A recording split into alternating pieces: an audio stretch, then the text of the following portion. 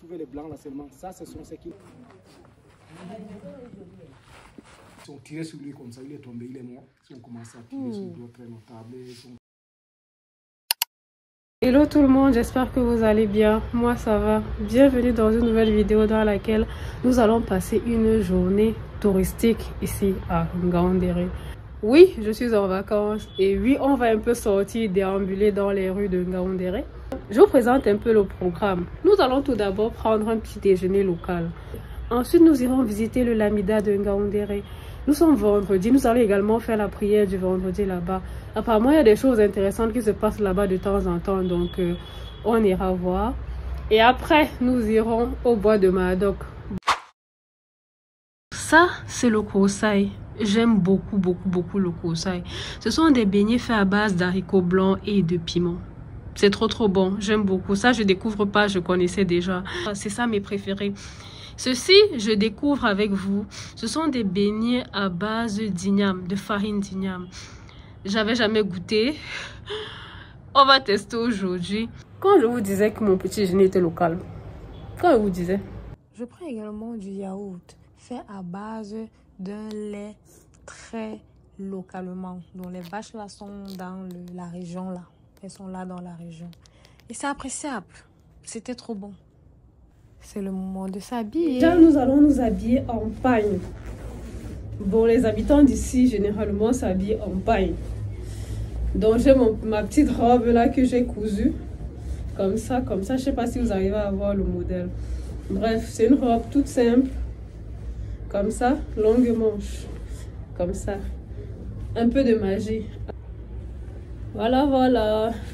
Et si vous êtes étranger et que vous souhaitiez aussi vous rendre là-bas, je vous conseille de couvrir vos jambes et couvrir également vos épaules, même si vous ne couvrez pas votre tête, parce que c'est un lieu culturel et aussi c'est un lieu islamique. Voilà, donc il faudrait au minimum que votre tenue soit respectueuse de la culture ou de la religion. Voilà. Nous allons tout d'abord commencer par la mosquée. C'est l'heure de la prière du vendredi. J'ai pris ma moto, je sens le vent sur mon visage. C'est agréable d'être dans une ville qu'on ne connaît pas et qu'on s'apprête à visiter. J'aime trop ce sentiment. Hello, donc j'ai fini avec la prière. Maintenant, on va essayer de visiter la mosquée. Je ne sais pas trop comment ça se passe ici. J'espère que je ne vais pas faire de gaffe. Voilà à peu près à quoi ressemble la mosquée. Moi, elle me rappelle beaucoup la mosquée qui est à Istanbul, là. La mosquée bleue, quelque chose comme ça. MDR, écoutez-moi parler comme quelqu'un qui maîtrise Istanbul. Genre, j'ai déjà quitté mon pays, j'étais déjà allée là-bas et tout. Alors que nada, cette mosquée est sublime. Je dois avouer que je n'avais pas encore vu de mosquée aussi belle. La plus ancienne photo que j'ai trouvée d'elle date de 2006. Je n'ai pas d'autres informations sur sa construction. Bien sûr, je me suis fait prendre en photo par un passant, évidemment. Côté. Le Lamida de Ngaoundéré est situé juste à côté de la mosquée.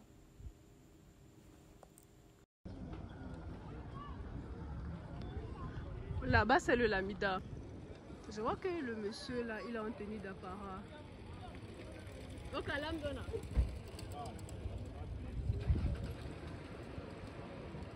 Le nom Ngaoundéré est tiré de la langue Mboum. Ils sont les premiers habitants de la ville. L'architecture de ce Lamida reflète d'ailleurs leur culture. Le territoire est conquis en 1820 par les Peuls originaires du Mali qui établissent un Lamida, qui est une chefferie traditionnelle musulmane, avec à sa tête leur chef Voabe Ardo Ndjobdje. Sinon, le père et c'était des nomades. Et ils sont quittés du Mali pour chercher du pâturage instant. En quittant du Mali, maintenant ils sont passés d'abord à Yola au Nigeria. Arrivés maintenant à Yola, il y a d'autres qui sont investis là-bas, comme c'était des nomades. Après, d'autres sont descendus à Dilara. Dilara, c'est dans le bassin du lac Tchad. Arrivés maintenant là-bas, après ils sont dispersés. D'autres sont rentrés au Nigeria, d'autres sont entrés au Soudan, d'autres sont entrés au Tchad, d'autres sont entrés au Cameroun. Bon, c'était beaucoup de clans du Pel. Il y avait les Ferrobe, Hanagamba, Bodabe, tout ça. Bon, Ilaga, tout ça. Bon, arrivé au niveau des Marois, maintenant, il y a d'autres qui sont investis là-bas. Parce que Marois, à l'époque aussi, c'était le Gizga. Marois, c'était Marva. Marva, en langue Gizga, veut dire que la montagne humaine. Arrivé là-bas, maintenant, d'autres sont investis là-bas. C'est là, on les appelle Ilaga. Par exemple, comme la milieu de Raibouba, Bibeni, Mingi, Moulvoudaï, tous ces zones-là, Marois, tout ça, on les appelle Ilaga. Et ceux-ci aussi, on les appelle Vodabe. Vodabe, eux aussi, sont descendus dans la zone du Garoua, à Boundan 3, en 1801. Boundan 3, c'est le Nigeria, Cameroun, mais c'est le Cameroun, c'est l'enregistrement des Garoua.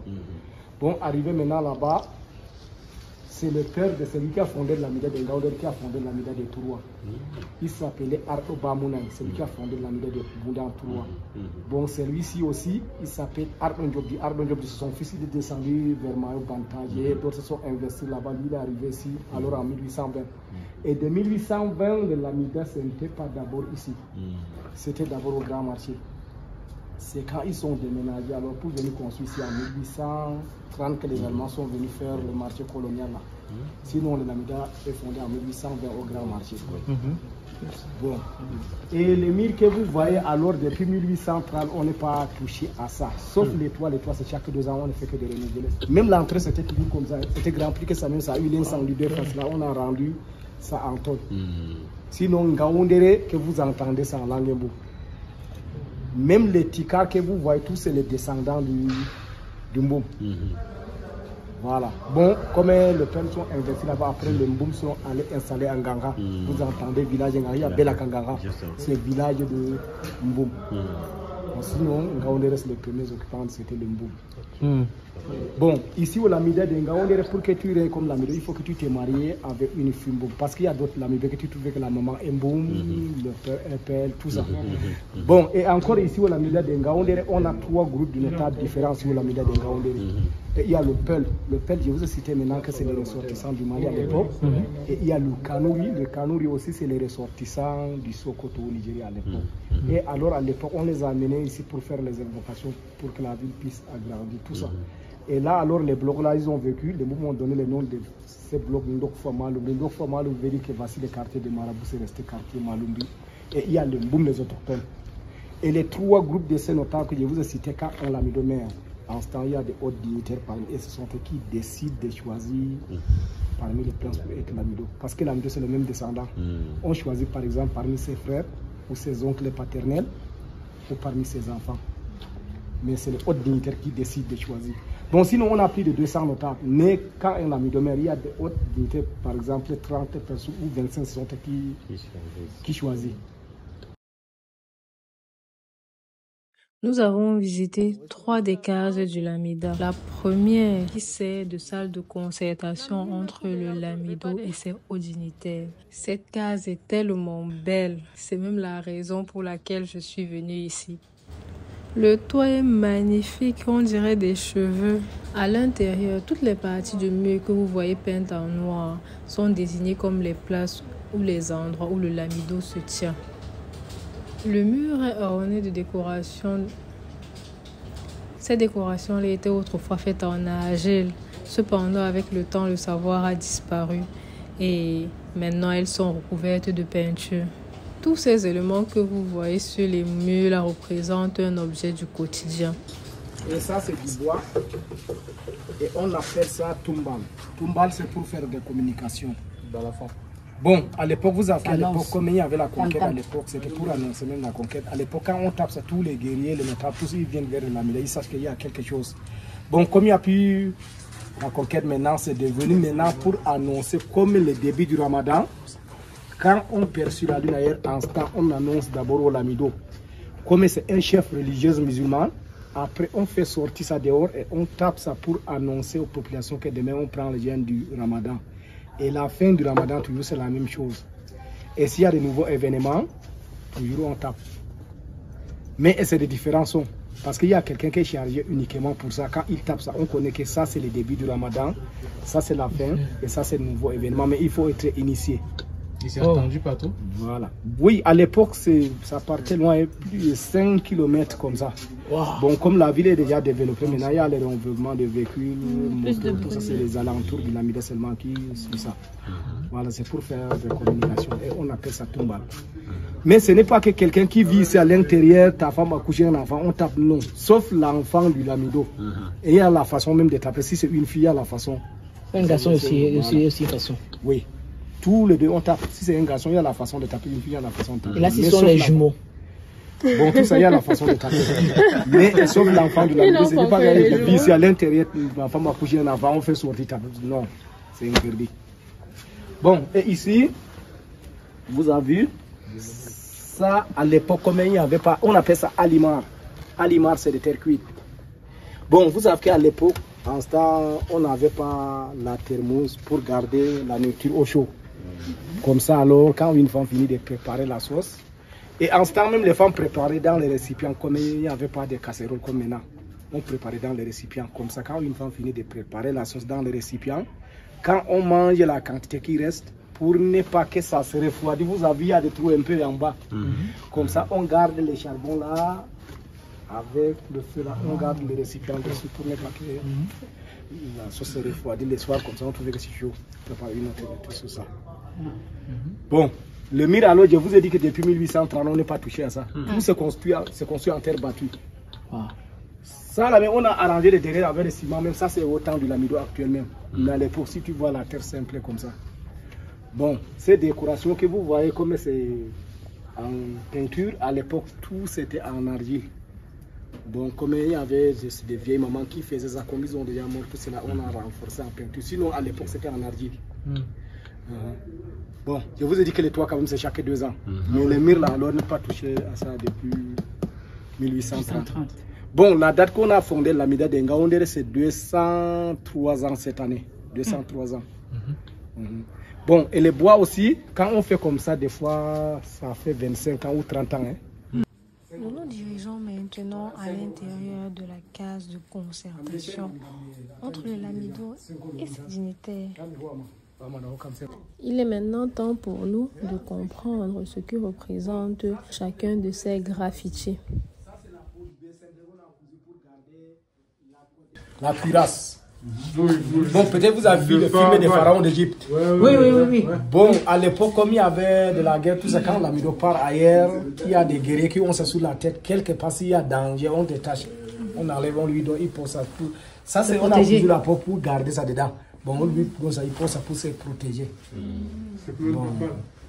Voilà. Là, on ne peut pas traverser. La lance, la flèche, on ne peut pas traverser. Bon, même maintenant, comme le jour de la fête du Ramadan ou la fête du Tabaski, quand tu vois Lamido sort avec le cheval, tu trouves qu'il y a 2 guerriers qui ont ça sur la tête. Bon, en langue locale, on appelle ça soulké.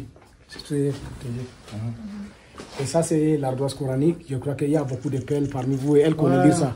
Comme elle est là, je peux me reposer. Ça, c'est Bismillah, Rahman, Rahim. Oui, c'est l'ardoise avec laquelle on apprend le Coran. Là. Voilà, Bismillah, Rahman, Rahim. Veut dire qu'au nom d'Allah, mes dieux, mes tout miséricordieux.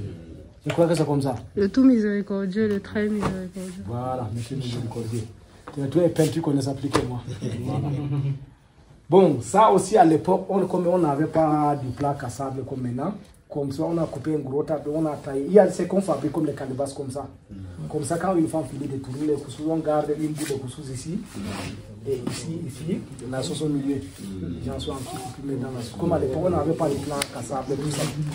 C'était en terre. Bois. Bon, ça c'est le bon ici. C'est le bon, non? Oui. Il y a ça aussi. Chez les Bamileke, chez les Bamoun, il y a ça. Et ça c'est Tumbal pour faire des communications. On a déjà expliqué là-bas. Alimar pour chauffer.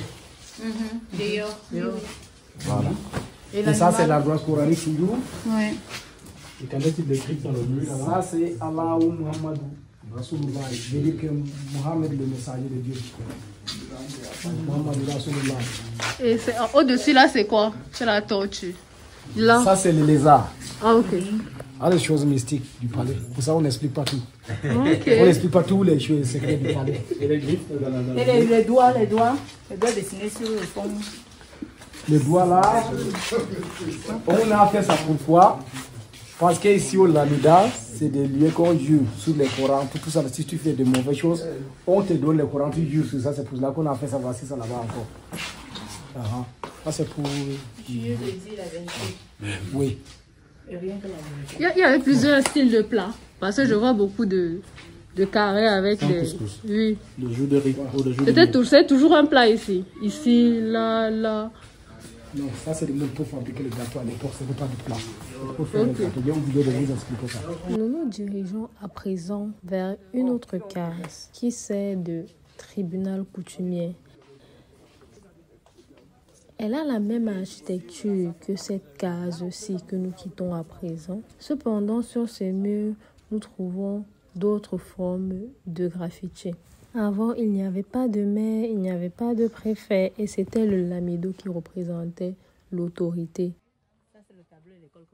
Et ici, on appelle ça Kwakanyake. Kwakanyake, c'est en langue mbo. Veut dire que le maître est son esclave en langue mbo.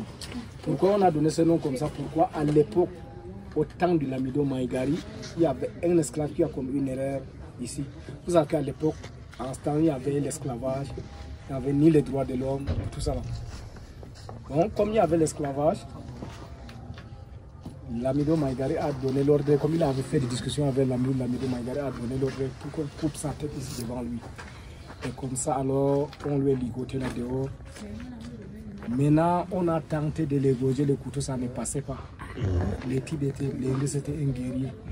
Comme les couteaux, ça ne passe pas, Lamido Maïgari, lui, en personne, il avait eu peur. Il a dit qu'il faut qu'on le laisse partir, mais il faut qu'il sorte hors de son territoire. Il ne veut pas les voir ici dans son territoire. Donc, comme ça, on l'a libéré. Et l'esclave, lui, il a refusé de partir.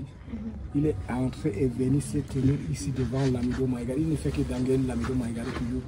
Il a dit au Lamido Maïgari que tout ce que vous avez sur vous, tout ça ne peut pas me tuer avec les notables, avec les épées que vous avez, tout ça ne peut pas me tuer. Comme ça, après, il a enlevé son propre couteau dans les fourreaux. Il a remis au Lamido Maïgari. En ce temps, il ne fait que d'engueuler Lamido Maïgari toujours. Bon, Lamido Maïgari a donné l'ordre encore et on lui a ligoté encore. Et son propre couteau qu'il a donné là, il s'est levé comme Lamido Maïgari, il s'est levé à aller renvoyer son propre couteau là aux gens là qui ont tenté avec son propre couteau qu'il a donné là. Mais si ça ne passe pas là, on cherche d'autres moyens. Maintenant, quand on a tenté avec son propre couteau, il s'est coupé. C'est qu'on lui a égorgé avec son propre couteau ici devant le Lamido. C'est qu'on a coupé sa tête ici devant lui. Et c'est dès le jour là alors que le Lamido Maïgari a rendu cet endroit le tribunal coutumier.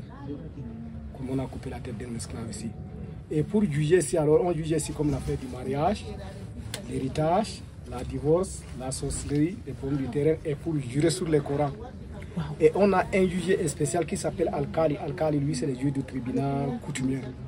Et ça se passe 3 fois par semaine, lundi, mardi et mercredi. J'ai souvent eu le sentiment que les sciences africaines sont restées méconnues des Africains eux-mêmes. Comment se fait-il que le couteau ne coupe pas un être humain? Qu'est-ce qu'il a fait pour échapper en fait aux lames du couteau? En fait, je comprends pas. Certainement, il y a une science derrière qui nous échappe.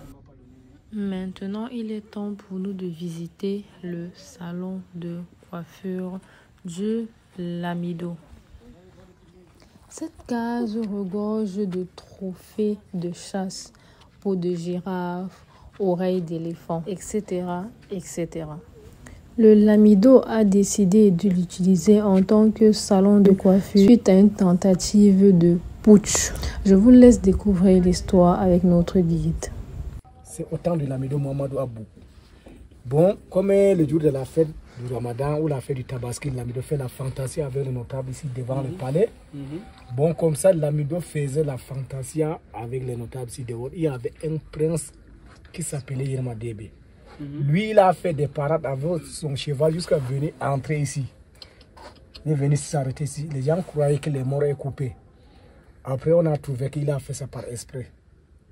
Et comme ça, quand on a fini de faire la fantasia, Lamido Mohamedou Abou a dit qu'il faut qu'on ferme cet endroit.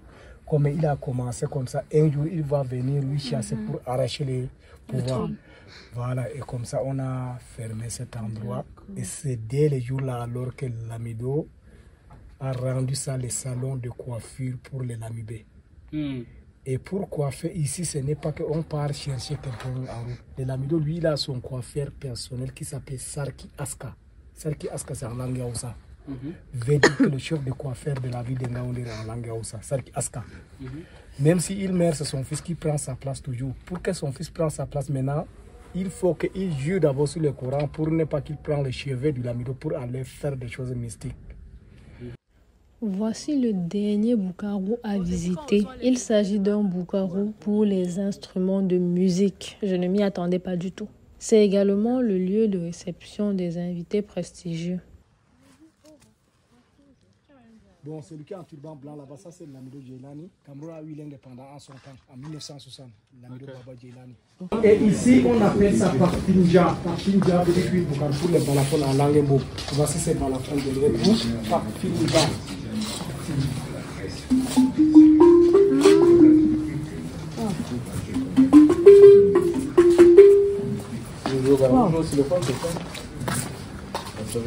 Ce sont les instruments de musique. Waouh! Voilà. Finja, c'est en langue boum, veut dire qu'une Bukaru pour les balafons. Waouh! Dans une musique tradition boum. C'est pour le boum, c'est le boum qu'on connaît jouer ça. Nous terminons la visite du Lamida par la présentation de la dynastie des Lamibés de Ngaoundéré. Saviez-vous qu'il y a eu des Lamidos qui ont été tués par des Allemands, notamment Mohamedou Abou Issa, tué en 1901 par les colons allemands. Je sais que notre pays a une histoire douloureuse, mais ça me fait toujours un pincement au cœur d'apprendre que des étrangers sont venus chez nous et ont exterminé nos chefs dinguerie. Ainsi se termine cette vidéo. J'espère qu'elle vous aura plu. Si c'est le cas, mettez un pouce bleu, mettez en commentaire la partie que vous avez le plus appréciée et je vous dis à très bientôt pour une nouvelle vidéo.